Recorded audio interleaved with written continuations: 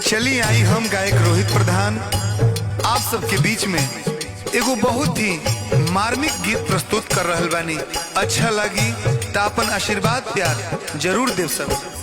बार बार मिल जाई, बार बार मिल जाई, धन दौलतिया दोबारा न मिली। बार बार मिल जाई, धन दौलतिया दोबारा न मिली। माई बाबू के सूरती या दोबारा न मिली। माई बाबू के सूरतिया दोबारा न मिली। माई बिछावना होई, बाबू हवे चादर, करके न चाही माई बाबू के अनादर। ए भैया कहल गइल बा, माई मक्का माई मदीना बाबू मथुरा काशी। माई मक्का माई मदीना बाबू मथुरा काशी। जे माई बाबू के सेवा न कइल धर्म करम सब नासी। ए भैया माई बिछौना होई, बाबू हवे चादर, करके न चाही माई बाबू के अनादर।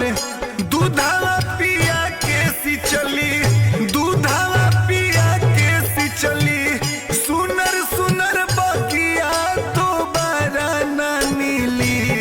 माई बाबू के सूरतिया दोबारा न मिली। माई बाबू के सूरतिया दोबारा न मिली। कौन कहता है कि माँ ममतामय नहीं होती? अरे कौन कहता है कि माँ ममतामय नहीं होती? अपने पुत्र के खातिर करुणामय नहीं होती? अरे उनके आंचल में जरा सा लिपट करके तो देखो, दुख की परछाई तक नहीं होती। माई के जैसन के बा करे वाला प्यार हो, बिना माई बाबू पूजले तीर्थ बेकार हो। ए भैया माता को माता ना होली, भले पुत को पुत हो जाला, इहे सच्चाई बा। माई के जैसन के बा करे वाला प्यार हो, बिना माई बाबू पूजले तीर्थ बेकार हो।